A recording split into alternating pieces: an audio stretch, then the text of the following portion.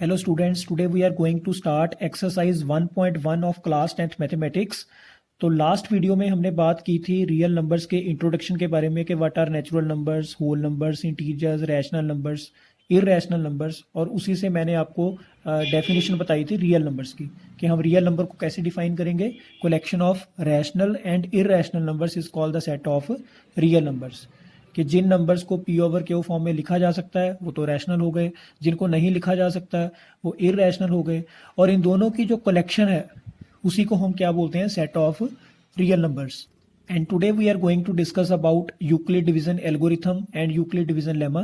तो इन दोनों को एक एक करके मैं आपको बताऊंगा कि कैसे इसके क्वेश्चंस करने हैं। तो बहुत ही इजी टॉपिक है, it's very simple and very easy. तो let us start with Euclid division lemma, Euclid's division lemma. तो मेरे साथ अब कॉपी और पेन लेके नोट्स बनाना स्टार्ट करिए। Euclid's division lemma. तो सबसे पहले तो इसकी जो स्टेटमेंट है वो देखते हैं कि इसकी स्टेटमेंट क्या होती है। तो इसकी स्टेटमेंट होती है कि given positive integers A and B where a is greater than b and b is non-zero, then there exist unique integers q and r such that a is equal to bq plus r, where r is greater than equal to zero and strictly less than B. तो देखो ये इसकी statement है Euclid's division lemma की। Statement क्या है, given positive integers A and B. तो देखो बहुत ही सिंपल है, इसको एक एग्जांपल के साथ समझते हैं। इसको एक्सप्लेन कर रहा हूं मैं यहाँ पे कि आपके पास दो इंटीजर हैं ए और बी। ए आपका क्या है, बी से बड़ा है, ठीक है। कोई भी आप दो नंबर ले लो, जैसे मैंने एक नंबर ले लिया 20, दूसरा नंबर मैंने ले लिया 8। तो यहाँ पे a की वैल्यू जो है वो b से क्या है, ग्रेटर, यानी a की वैल्यू यहाँ पे मेरे पास 20 है और b की वैल्यू मेरे पास क्या है, 8। तो हमने इन दोनों नंबर्स को क्या करना है, डिवाइड। और आपको पता है कि whenever we divide two numbers then automatically there will exist a quotient and remainder, ठीक है। अगर हम दोनों को डिवाइड करें तो 8 2 16 आएगा और रिमाइंडर कितना बचेगा, 4। तो यहाँ पे इसी चीज़ को, इसी फॉर्मेट को, कि अगर मैं a को b से डिवाइड कर रहा हूं तो एक कोशेंट क्यू आएगा और नीचे रिमाइंडर क्या बचेगा, r। तो इन चारों की जो कनेक्टिविटी है, जो रिलेशनशिप है, वो कैसे डिफाइन होता है। हालांकि आपने वो छोटी क्लासेस में किया हुआ है कि जब हम डिवाइड करने के बाद आंसर को चेक करते हैं तो वहां पे हमारे पास फॉर्मूला क्या होता है, dividend is equal to divisor into quotient plus remainder, ठीक है जी। तो ये आई होप के आप सभी ने लोअर क्लासेस में पढ़ा हुआ है। तो डिविडेंड क्या होता है, जिस नंबर को हम ब्रैकेट के अंदर रख रहे हैं। तो in place of dividend we have A here, in place of divisor we have B here, in place of quotient we have Q, and in place of remainder we have R. तो इसी चीज़ को अगर मैं इस example के साथ relate करूं तो in place of A I have 20, in place of B I have 8। तो कोशेंट मेरे पास कितना है, 2, और रिमाइंडर कितना है, 4। अगर मैं इसको क्रॉस चेक करूं तो 20 इज इक्वल टू 16 प्लस 4। तो देखो 20 इज इक्वल टू 20 आ रहा है। तो यहां से डिवीजन जो है वो वेरीफाई हो गई कि we have perform the division in right manner, कि हमने जो डिवीजन है वो बिल्कुल ठीक परफॉर्म की है। और इसी के साथ बात करेंगे रिमाइंडर की। तो देखो यहाँ पे ऑब्जर्व करो कि जो रिमाइंडर है वो मेरे पास कितना आ रहा है, इस केस में 4। तो रिमाइंडर की वैल्यू जो है वो मेरे पास 4 है, और 4 क्या है, 4 इज ग्रेटर देन 0, ठीक है जी, ग्रेटर देन 0 है।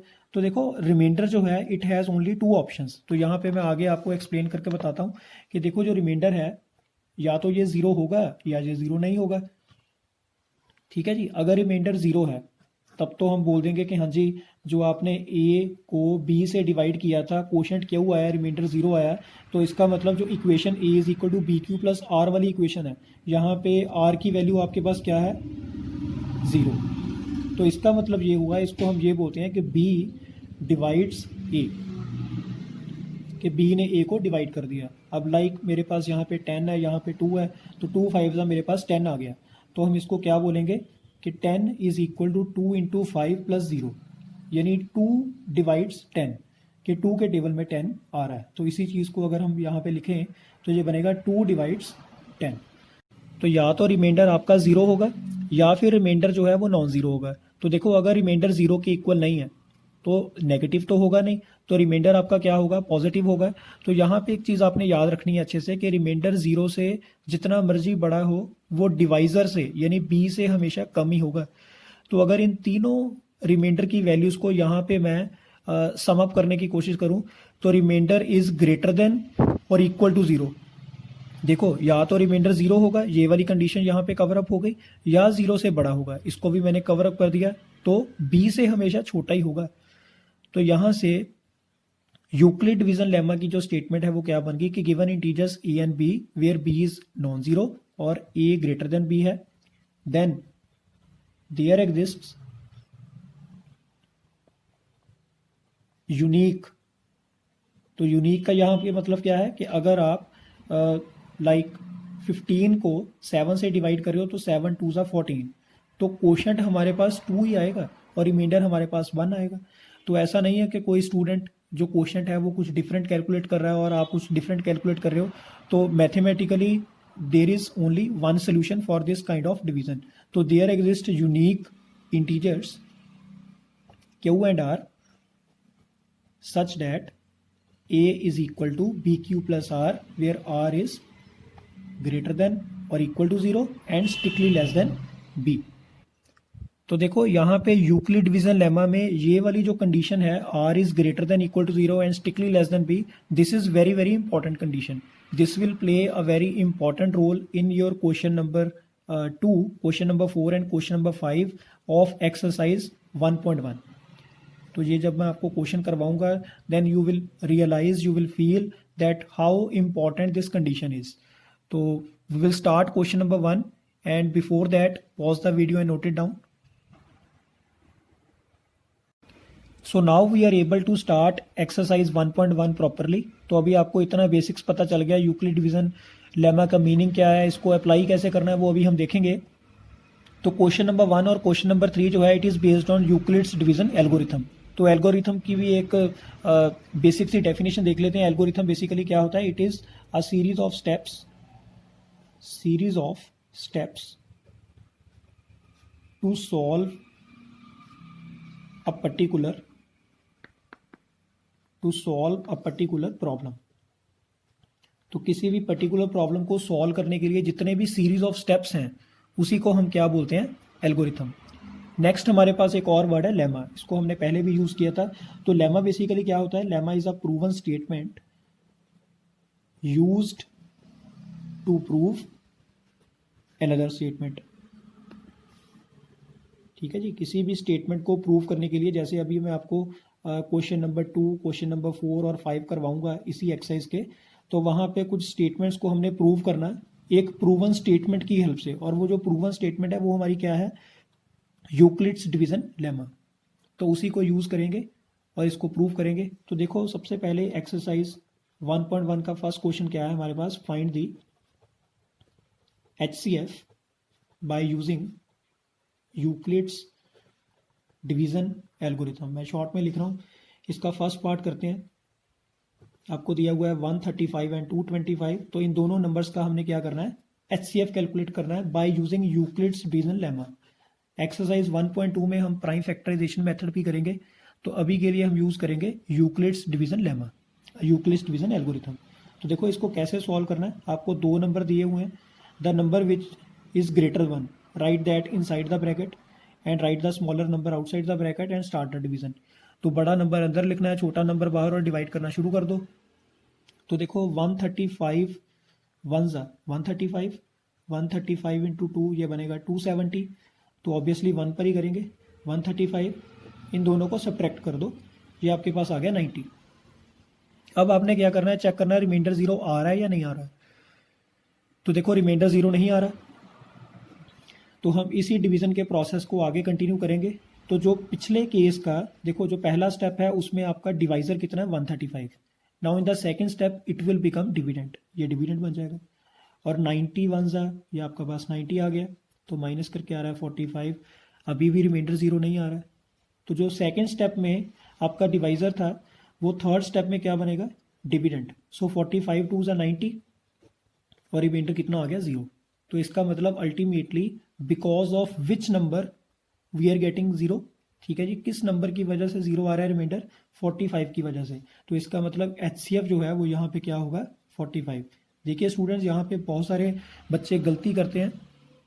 नॉर्मली हम क्या करते थे छोटी क्लासेस में कि अगर आपने 10 को 5 से डिवाइड किया है तो हम आंसर जो है वो किसको बोलते हैं, कोशेंट को।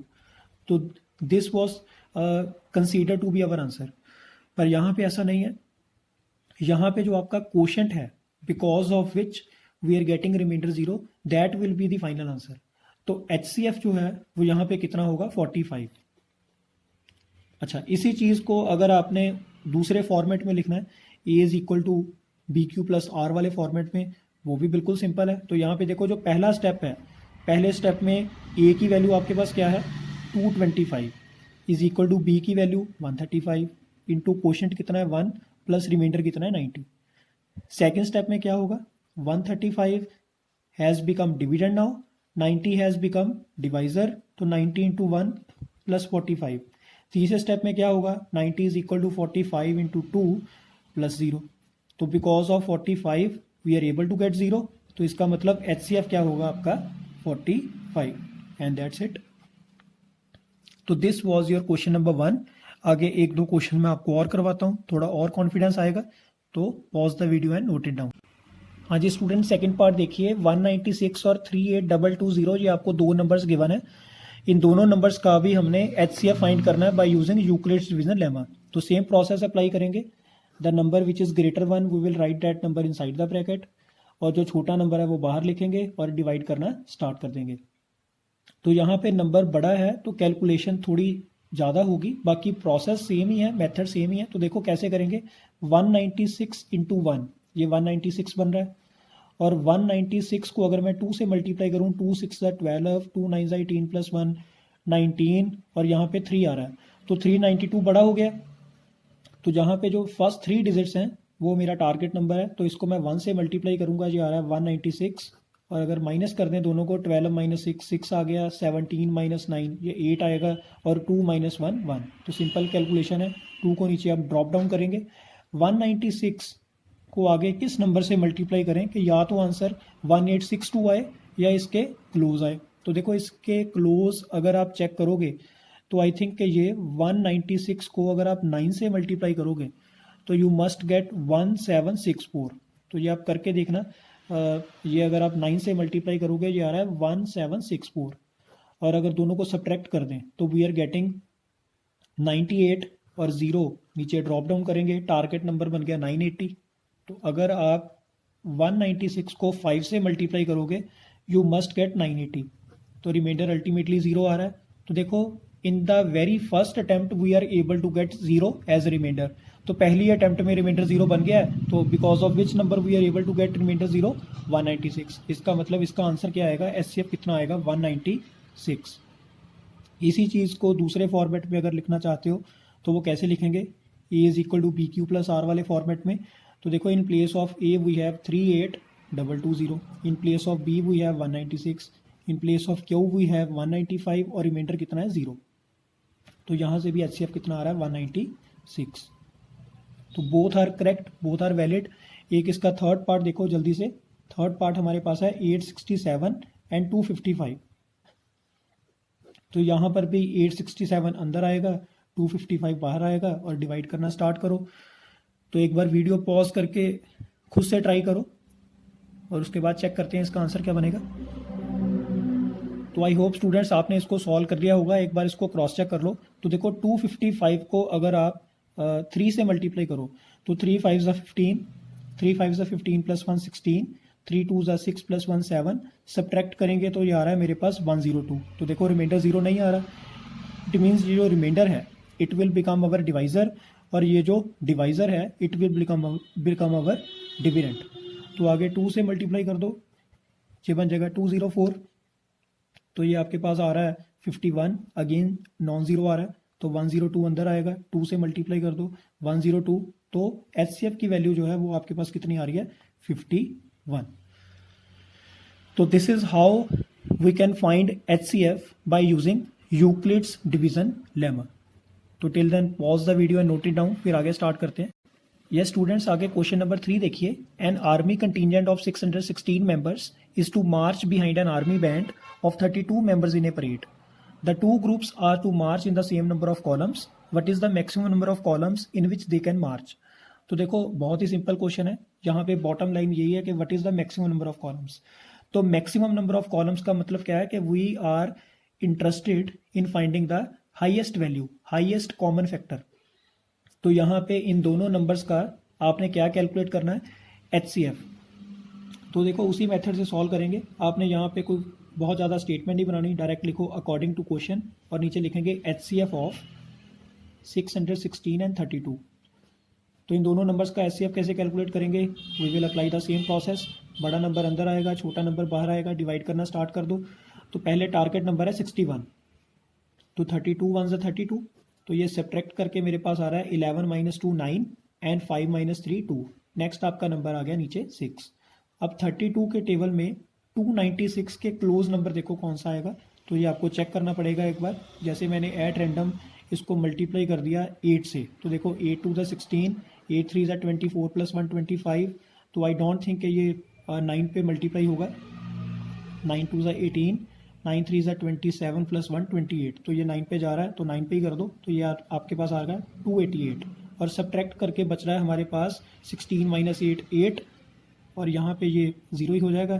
तो रिमाइंडर यानी 0 नहीं आ रहा, तो 32 विल बिकम डिविडेंड नाउ। आगे डिवाइड करनी स्टार्ट करो।